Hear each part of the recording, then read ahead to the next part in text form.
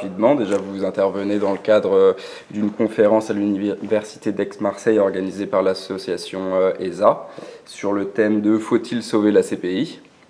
Donc vous avez été durant plusieurs années assistant spécial auprès du procureur de la Cour pénale internationale. Vous avez tiré de cette expérience un ouvrage, L'ordre et le monde critique de la CPI, et vous avez par ailleurs réalisé une thèse sur ce sujet. Vous avez travaillé en tant que chercheur chez Max Planck Institute au Luxembourg, et vous travaillez actuellement aux côtés de Julian Assange en tant que conseiller juridique de Wikileaks. Donc vous avez accepté très gentiment de répondre à quelques-unes de nos questions. Donc pour commencer, la première d'entre elles, c'est par rapport justement à votre ouvrage L'ordre et le monde critique de la CPI et l'intervention en question sur Faut-il sauver la CPI? De nombreux défauts sont caractéristiques de la juridiction de la Cour pénale internationale. Et on voulait savoir, selon vous, comment doit-on améliorer ou réformer la CPI pour qu'elle puisse perdurer, ou est-elle amenée à disparaître? Je pense qu'il y a un... En fait, la Cour pénale internationale se construit sur un projet qui est idéologique au sens neutre du terme, qui est de créer une sorte de communauté universelle dans laquelle il y aurait un certain nombre de minimums qu'il ne faudrait pas transgresser, qui sont la commission de crimes de guerre, crimes contre l'humanité et crimes de génocide, et qui est très lié à une période historique particulière, qui est un ordre du monde issu de la Seconde Guerre mondiale. Et la Cour naît à un moment où on pense que ce modèle va s'imposer à l'échelle mondiale avec la fin de la guerre froide, et on considère que le libéralisme occidental, en gros, est en train de s'étendre et que plus rien ne va l'arrêter, avec toutes ces théories, notamment sur la fin de l'histoire et autres. Sauf que ça, elle est créée à ce moment-là, sauf qu'elle naît factuellement après le 11 septembre 2001, qui va en fait bouleverser complètement cette perspective et va rompre avec l'idée que l'on se faisait jusque-là d'une sorte d'universalité qui était à portée de main. Et donc la CPI naît dans ce déséquilibre, en quelque sorte, entre ces deux périodes, et je pense n'a pas réussi à combler ces difficultés. Elle a été conçue pour un monde qui n'existe plus, en quelque sorte. Et donc la question de savoir si elle peut être réformée ou si le projet est caduc, il est difficile d'y répondre. C'est assez ambivalent. Moi, je serais plutôt de ceux qui pensent qu'aujourd'hui, un projet de cet ordre n'a plus lieu d'être et qu'il faudrait se concentrer sur le développement d'un droit international pénal à des échelles régionales qui prennent plus en compte des homogénéités culturelles, historiques, géopolitiques.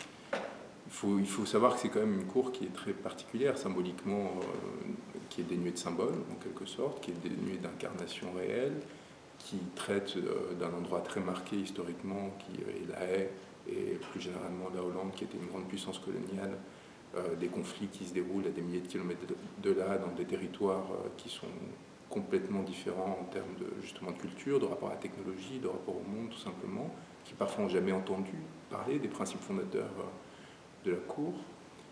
Et donc là, il y a une ambiguïté de savoir soit les créateurs de la Cour ont péché par trop d'ambition, en croyant qu'une institution comme celle-là pourrait rendre universelles leurs valeurs, soit au contraire, ils ont cru que leurs valeurs étaient déjà universelles et que la Cour ne ferait qu'appliquer des valeurs qui étaient déjà connues, et là ce serait une erreur d'interprétation grossière.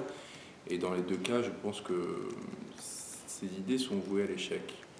Et je pense que la pratique de la Cour pénale internationale montre que le projet est très difficile à tenir, parce que dès qu'elle travaille sur des conflits trop éloignés de son cœur culturel, qui est l'Europe et l'Occident finalement, on l'accuse d'être néocolonial, de ne pas respecter les différences culturelles, de ne pas comprendre les enjeux réels sur le terrain. Et au contraire, quand elle s'interdit d'agir sur ces conflits sur lesquels elle serait le plus naturellement amenée à agir, on l'accuse de le faire par compromission, parce qu'elle a peur parce qu'elle est soumise aux intérêts, aux grandes puissances, etc. Et donc là, je trouve que la Cour est dans une aporie, donc elle a du mal à se sortir. Alors, est-ce qu'elle va s'effondrer pour autant? Je ne suis pas sûr.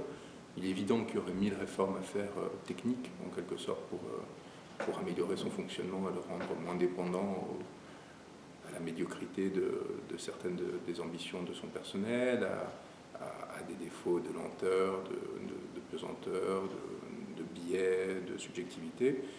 Mais je ne suis pas sûr que même en les menant tout à bien, ce qui serait très difficile, parce que les institutions internationales ont quand même des lourdeurs très importantes, et elles rentrent sur un chemin et elles ont beaucoup de mal à en dévier. Même en menant ces réformes à terme, je ne suis pas sûr que l'institution serait sauvable dans son principe, en fait. Donc, ce qui est dommage dans un certain sens, parce que le projet pouvait être perçu dans l'idéal comme étant extrêmement noble, mais on voit que dans son application, de toute façon, il est à minima, même pour des personnes très idéalistes, sujet à contestation. D'accord, je vous remercie. Vous avez donc parlé de, pour vous, l'avenir se tendrait plus vers un droit pénal régional, avec notamment le projet de cour pénale africaine. Mais qu'en est-il du contentieux pénal transnational? Est-ce que ça paraît une solution viable pour remplacer le paradigme de la CPI? Non.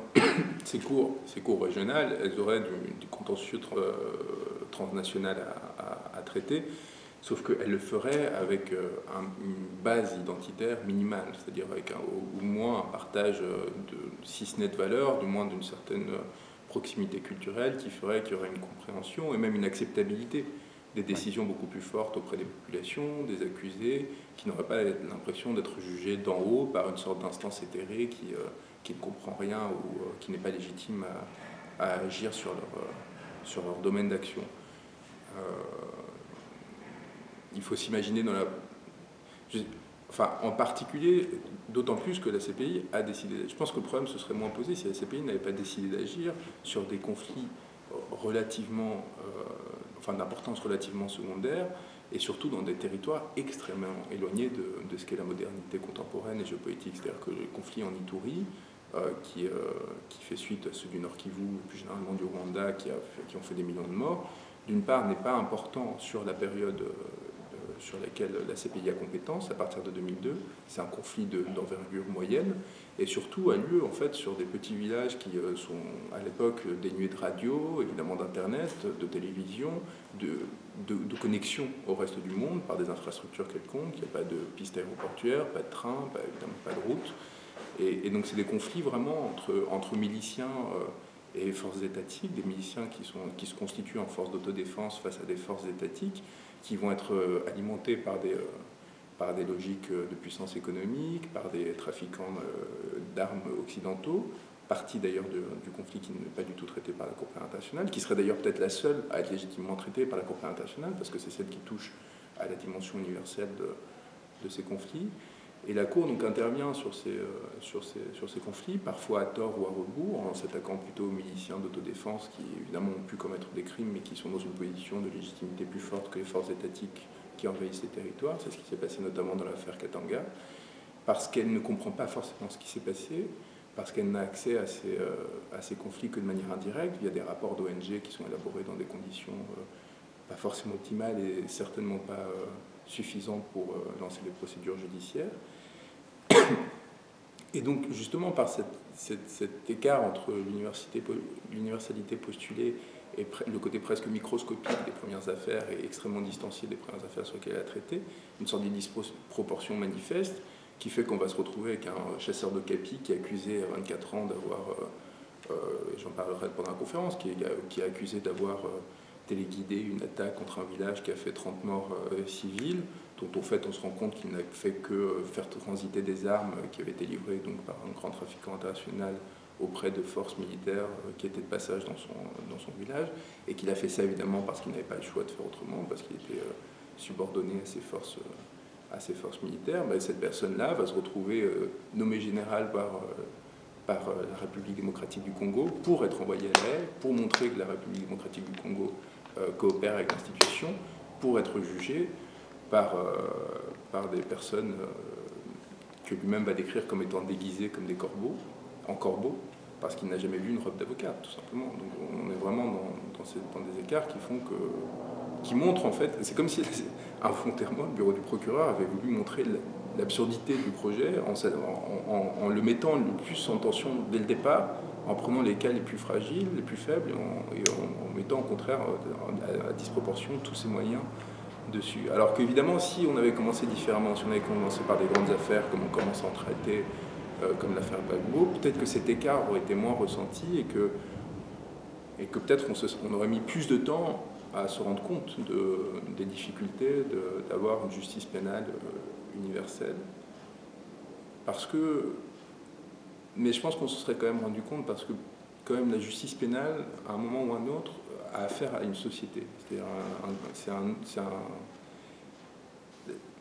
le droit pénal, c'est une structuration d'un certain nombre de valeurs minimales qui s'appliquent à une société, qui sont choisies par la société, par le corps social. Si on suit les théories philosophiques de Hobbes et d'autres théoriciens du contrat social, le droit pénal est le cœur de leur théorie, parce que justement, c'est le choix du rapport au souverain par le peuple. Or, ce choix n'a pas été fait, évidemment, pour la Cour pénale internationale, et la société à laquelle s'applique la Cour pénale internationale n'existe pas véritablement. Moi, j'ai essayé de démontrer comment la Cour pénale internationale, en fait, était constituée par une société de chefs d'État et de gouvernants, et de leurs rebelles potentiels, et pas des peuples. Et donc, à partir de là, on pouvait penser une sorte de contrat social global qui les légitimait. Mais factuellement, aujourd'hui, il n'y a pas de société mondiale, encore moins de société universelle, qui partagerait un certain nombre de valeurs communes. Et donc tenter, et on en revient à ce que je disais en réponse à la première question, tenter de créer une société, de forcer la création d'une société à partir d'une institution internationale qui n'a pas les moyens de faire cet effort à l'échelle mondiale est utopique dans le mauvais sens du terme, je pense. D'accord. Je voudrais revenir sur un point sur lequel vous avez émis qu'il y avait trop de différences, notamment par exemple entre le procureur et les accusés. Est-ce qu'un juge d'instruction de la CPI permettrait de pallier un petit peu à ce biais, à cet écart-là? Ça fait partie des questions, des réformes techniques qui pourraient être menées, c'est-à-dire passer d'une procédure qui est plutôt anglo-saxonne aujourd'hui avec toute une série de procédures préliminaires qui fonctionnent assez mal, même si ça va mieux qu'au début, à une procédure plus française qui permettrait justement d'alléger les procédures et de les faciliter. Moi, je serais favorable. Je pense que c'est inenvisageable aujourd'hui. L'institution s'est beaucoup trop sédimentée et presque sclérosée pour envisager une réforme d'une telle ampleur. Il faudrait vraiment un Big Bang dont je ne vois pas les raisons pour qu'il existe, à moins que, par exemple, il y ait une catastrophe dans l'affaire Gbagbo et que ça provoque une remise en cause massive au niveau juridictionnel de la Cour. Mais aujourd'hui, ça ne me semble pas envisageable. Il n'y a pas de réforme.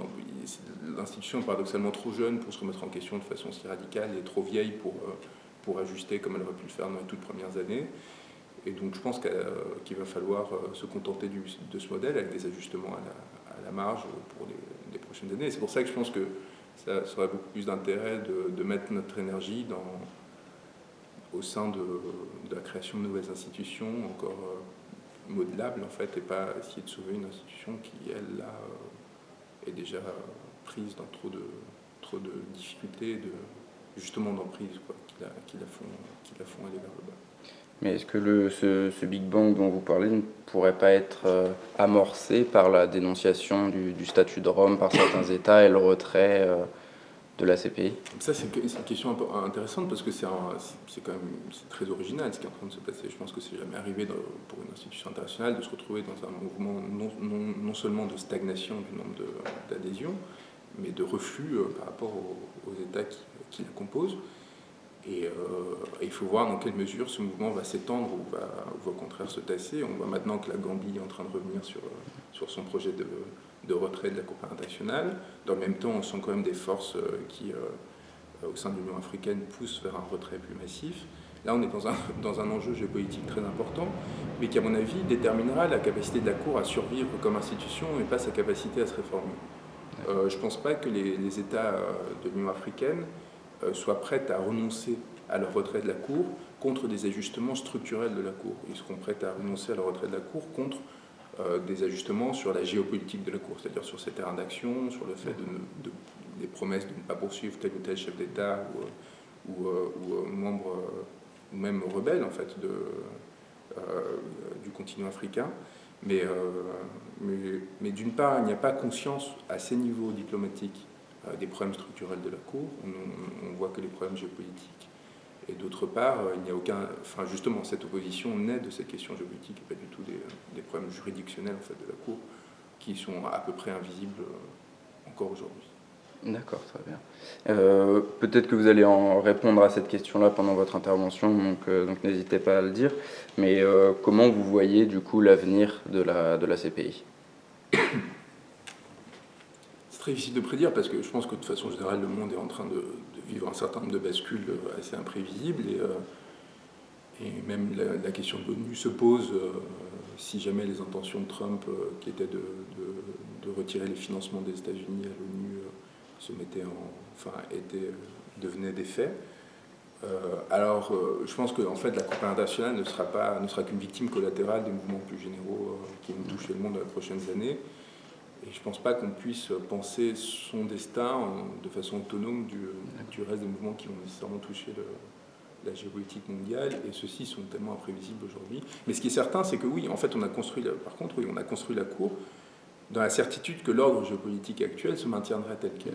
C'est-à-dire encore pour des décennies. C'est-à-dire qu'on était quand même sur une période assez stable qui est l'ordre de Bretton Woods, mais aussi de la conférence de San Francisco depuis 1944, qui n'a pas été véritablement bouleversée par la chute de l'URSS. Donc on a l'impression de s'inscrire sur un temps long qui du coup devenait naturel et presque infini. C'est-à-dire que même les étudiants en droit international, en droit humanitaire, etc., apprennent à partir de structures qui semblent inamovibles et ne reçoivent pas d'enseignement visant à leur faire apprendre à penser à côté de ce monde ou une façon alternative de penser ce monde-là. Et donc ce que pourrait être un monde alternatif. Et on a des générations de décideurs qui ont été formés à une sorte d'immuabilité qui en fait, on se rend compte, n'est pas si solide que ça. Et c'est vrai que moi je suis convaincu qu'on est à un moment de bascule important qui va emporter avec lui beaucoup des équilibres qui constituaient le monde actuel, probablement par la violence en partie. Et à partir de là, le destin de la CPI dépendra de cela. Et peut-être qu'elle renaîtra sous une autre forme, elle sera emportée par ces mouvements. Mais là, à nouveau, on est sur des questions, ça peut se jouer à rien. C'est vraiment imprédicible. Vraiment, il n'y a aucune façon de prédire ce qui va se passer.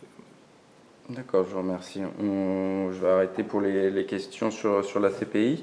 Une autre question à laquelle on avait pensé qui nous paraissait intéressante, ce serait pour vous de nous raconter l'expérience la plus marquante en tant que conseiller juridique chez Wikileaks. Je pense que la plus marquante, et où j'ai eu aucun rôle particulier, c'était en août 2015.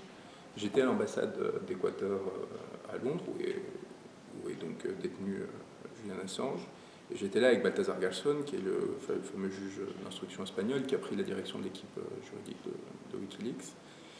Et donc on était en réunion en train d'essayer d'élaborer la stratégie des mois à venir pour notamment des appels en Suède, auprès de l'ONU, etc., qui déboucherait notamment sur la décision du comité droits de l'homme de l'ONU sur le fait que Assange est détenu arbitrairement par le Royaume-Uni et la Suède. Et on s'est retrouvé dans une situation, on était là depuis 2 jours, une sorte de séminaire.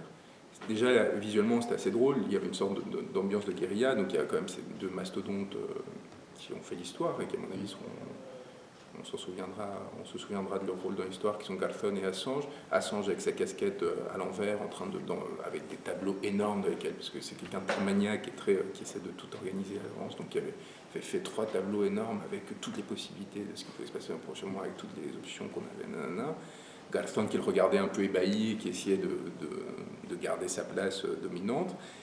Et en fait, on apprend qu'il y a des manifestations très très importantes à l'autre bout du monde, à Quito, la capitale de l'Équateur, et qui sont en train d'encercler le palais présidentiel. Et donc on va voir pendant plusieurs heures, on va devoir suivre, en même temps qu'on organisait cette stratégie, on était obligé de suivre ce qui se passait donc à quelques milliers de kilomètres de là, avec la peur que la manifestation, qui était une manifestation extrêmement violente et qui visait à déposer le président, Rafael Correa, qui est la seule personne qui permet à Assange de ne pas se faire arrêter et être extradé aux États-Unis, jugé pour espionnage et détenu à vie.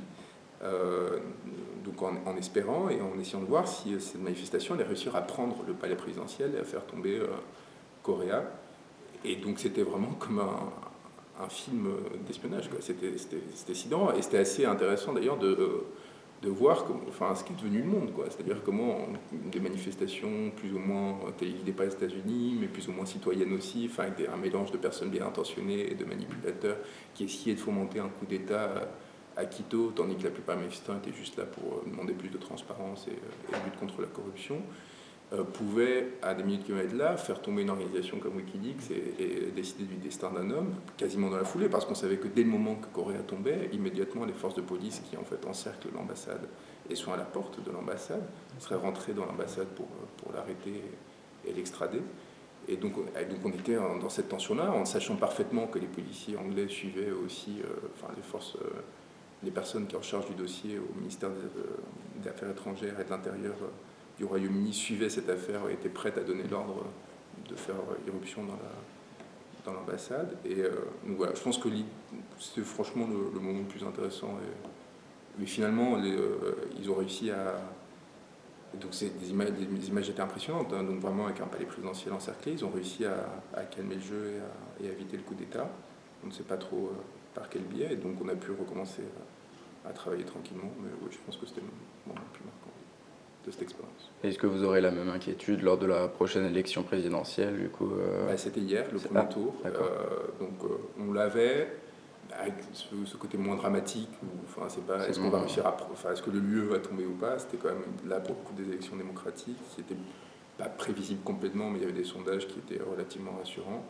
Et on savait que en toutes circonstances, dans ce cas-là, même si le candidat de l'opposition qui a promis de se débarrasser d'Assange gagnait, il y aurait un délai de 30 jours qui serait négociable avec toute une série... On n'était plus du tout dans cette urgence et cette angoisse du coup et de ses conséquences immédiates. Ça marche, je vous remercie. On vous retrouve tout à l'heure pour la conférence. Merci beaucoup.